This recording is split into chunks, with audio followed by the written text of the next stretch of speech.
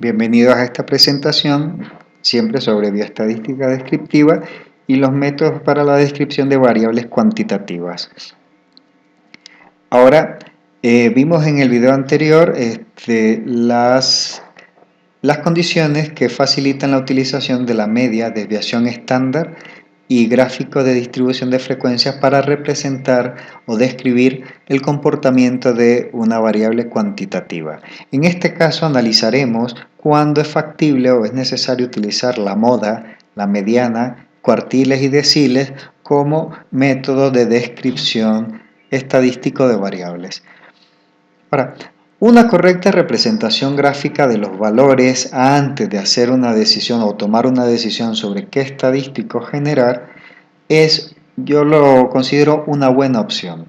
O sea, visualmente es posible identificar las características básicas de la distribución de frecuencia de los valores que nos pueden permitir tomar decisiones sobre cuáles son los estadísticos descriptivos que mejor representarían a la variable. En el video anterior habíamos dicho de que si hacemos una distribución de frecuencia y nos sale una campanita de Gauss, o visualmente una campana, una gráfica simétrica, y además al generar los estadísticos descriptivos nos sale que la media, moda y mediana coinciden, entonces yo propondría usa la media y desviación estándar como estadísticos para describir los valores, para describir el valor promedio y qué tan dispersos están los valores con respecto a este valor promedio en la gráfica que está representando. Y es posible generar estimaciones de porcentaje de población o del fenómeno en estudio que presentan determinados rangos de valores establecidos entre la media y las desviaciones estándar a la derecha o a la izquierda de la media, como vimos en el video previo. Entonces, la media debe ser nuestra medida preferida de tendencia central y la desviación estándar la medida preferida para analizar la dispersión de datos si la distribución de los valores sigue un comportamiento de una distribución normal o de campana de Gauss. Pero veamos, eso no siempre ocurre. A veces podemos generar una gráfica de valores de un dato que queramos representar y nos sale esto como una joroba de camello. El problema aquí es que si yo grafico la media me estará cayendo prácticamente a la mitad de ambas jorobas y realmente ya no cumpliría con su cometido. Aquí la media ya no sería el valor, no coincidiría, digamos, con el valor más probable de ocurrir o más frecuentemente observado en esta población. Al contrario, sería de los menos probables entre todos, ¿no? Pero veamos que eso, digamos, esta pérdida de capacidad de descripción de la media se debe en este caso porque aquí la gráfica tiene dos curvas o dos puntos máximos, ¿no? Entonces, cuando tenga dos puntos máximos o tres puntos máximos, que sería menos frecuente todavía, esto hace que la media y la mediana no sean de utilidad, puesto que sus valores estarán en algún lugar entre los dos puntos máximos y distorsionarán enormemente la descripción de la distribución. Entonces, en este tipo de casos, propondríamos que utilicen la moda.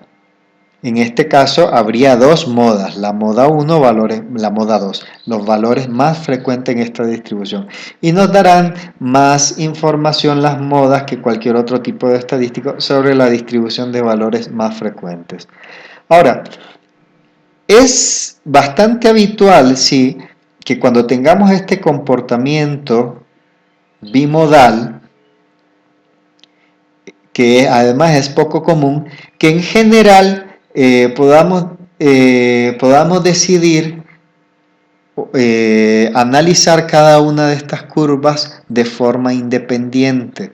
Entonces, si analizamos cada curva, si es posible analizar cada curva de forma independiente, es posible entonces hacer uso de otros tipos de estadísticos para analizar cada curva. Si cada curva sigue una distribución normal, pues entonces podríamos utilizar medias y desviaciones estándar. Si no sigue una distribución normal cada curva, pues habríamos que ver qué otros estadísticos podríamos utilizar y lo veremos a continuación. Ahora, una cosa muy importante, ¿en qué tipo de situaciones, por ejemplo, me he enfrentado yo así a gráficas bimodales? Me enfrenté una vez que estuve graficando índice de masa corporal en un grupo poblacional analizado. Ahora, de lo que me di cuenta es que realmente lo que estaba representando en esta gráfica era el comportamiento de índice de masa corporal de dos grupos poblacionales diferentes. ¿Por qué? Porque a la hora de hacer esta gráfica por sexos, me di cuenta que realmente la primera gráfica o la primera curva obedecía al comportamiento de índice de masa corporal en las mujeres y el índice de masa corporal más alto, la curva más a la derecha, se obedecía sobre todo al comportamiento del índice de masa corporal en hombres.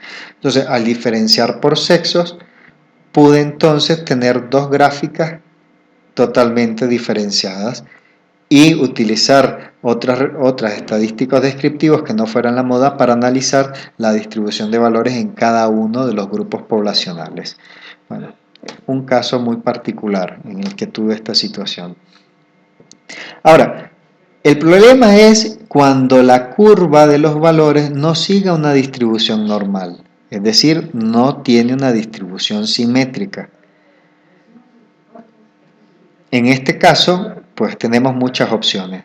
Por ejemplo, una curva de valores que tenga una cola muy amplia a la izquierda, es decir, a los valores a la izquierda del punto medio o de la media. A esto le llamamos asimetría negativa. ¿Por qué? Porque tiene una cola muy alta o muy larga en los valores más bajos de todos los valores posibles representados en la gráfica.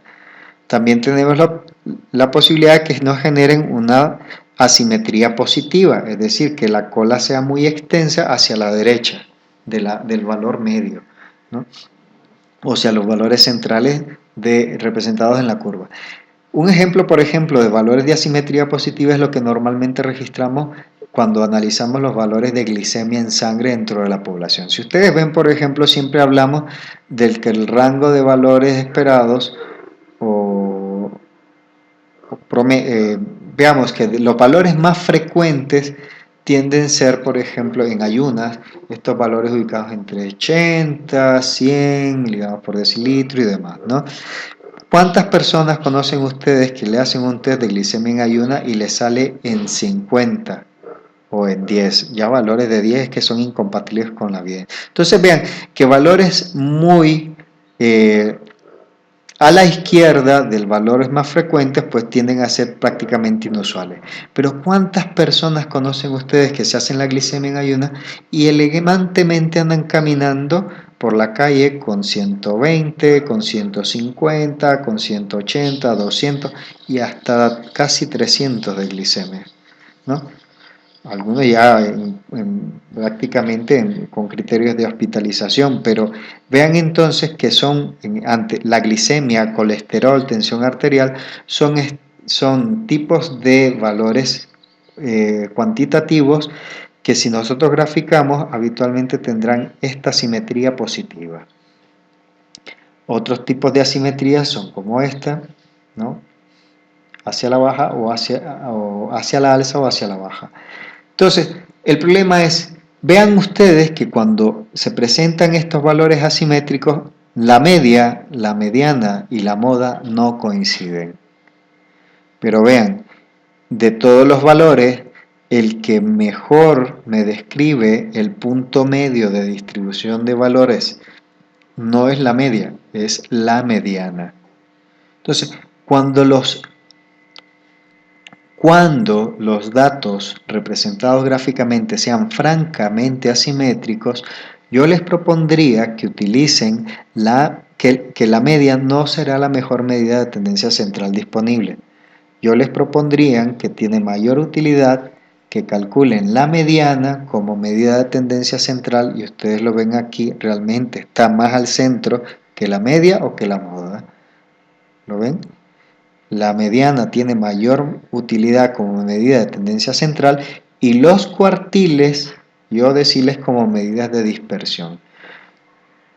¿Qué es un cuartil? Pues bien, la mediana corresponde al cuartil 2. Es decir, es el punto que me divide las observaciones en dos grupos con igual cantidad de observaciones. Es decir, si yo aquí tengo una muestra de 20, yo sé que el valor mediano me dejará 10 registros a la derecha y 10 registros a la izquierda. Entonces vean que a la izquierda de la mediana me quedan 10 registros.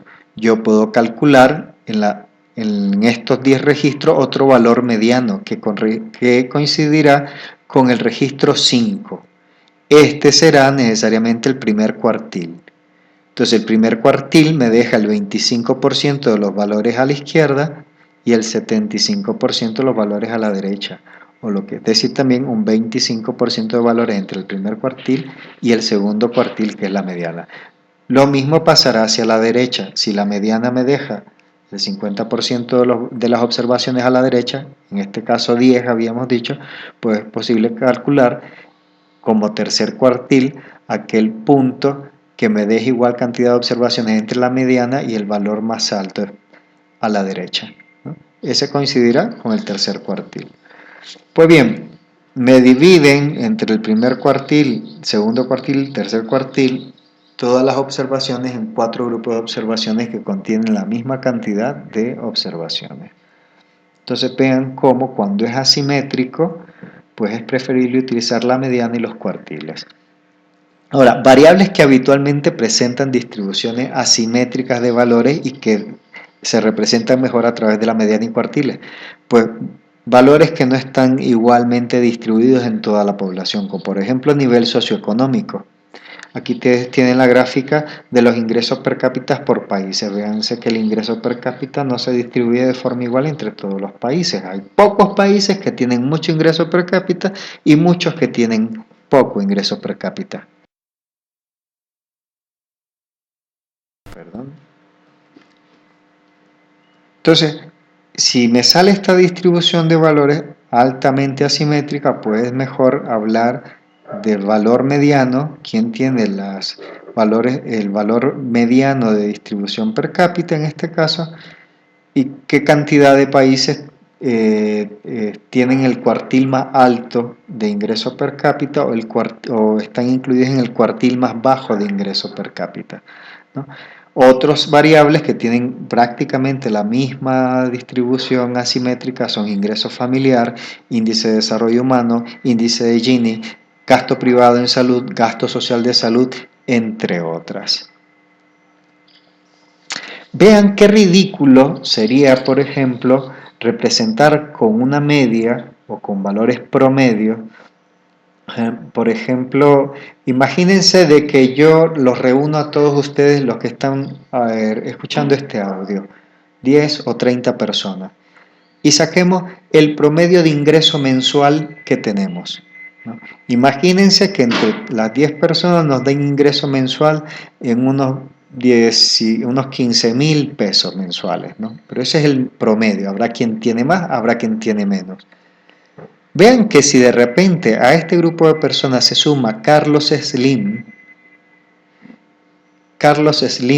que ya, imagínense la cantidad de ingresos que tiene esta persona mensuales, lo que hace es que si yo incluyo a Carlos Slim en el cálculo de ingresos promedio, saldrá la locura de que en promedio cada uno de nosotros obtiene como ingreso mensual una cifra probablemente con 6 ceros, lo cual digamos ocurre porque bueno, Carlos Slim tiene una alta cantidad de ingresos mensuales, lo cual no presentamos el resto de los compañeros, pero para el cálculo de ingreso promedio pues él jala mucho el valor de la media o del promedio al calcularse. Entonces vean cómo la media suele ser ahí poco representativo de lo que está pasando realmente en todas las personas que estamos participando de este cálculo de ingreso promedio mensual. Entonces, cuando se presentan este tipo de situaciones, que hay pocas personas que tienen más de y muchas personas que tienen poco de, es mejor calcular la mediana y desviaciones estándar o cuartiles. Una gráfica muy útil para representar distribuciones asimétricas suele ser la gráfica de caja y bigotes. Porque la gráfica de caja y bigotes tiene la siguiente característica. Nos representa el valor mínimo y el valor máximo encontrado en la distribución de valores. Por ejemplo, si estamos analizando edad y la edad mínima encontrada dentro de esta población fue de 2 años, pues 2 años corresponderá a esta línea acá. Y si la edad máxima fue de 80, pues tendremos acá los 80 años graficado. A veces, pues el valor máximo difiere en una gran cantidad de años de otros que se presentan como datos muy cercanos, digamos. Por ejemplo, puedo tener 60, 65, 62 años y el último registro es de una persona de 110. En este caso, por ejemplo, si hay mucha diferencia entre los otros valores y este valor más alto, este valor más alto me lo clasifica como atípico. Y 68, por ejemplo, me lo pondrá como el valor máximo. La otra característica es que me identifica cuál es el valor que corresponde al valor mediano, que será esta línea que está dentro de la caja. Y la línea inferior de la caja y la superior de la caja se corresponden con el primer cuartil y el tercer cuartil. Entonces, vean que este método gráfico pues, es muy interesante para utilizarse para describir una variable cuantitativa asimétrica. Por ejemplo, en esta caja de bigotes, sabiendo que me está representando los datos de edad, yo puedo visualizar que en esta población la edad mínima registrada fue de 20 y la edad máxima aproximadamente de 68. Aproximadamente tendría que lanzar una línea de aquí a la escala de medición. Además sé que el 25% de las personas de esta población tenía una edad inferior a los 28 años más o menos. Porque vean, 28 corresponde más o menos a la línea del primer cuartil. El 50% de la población de esta muestra tenía una edad inferior a los 34 años, que es más o menos la edad con la que corresponde el valor de la mediana.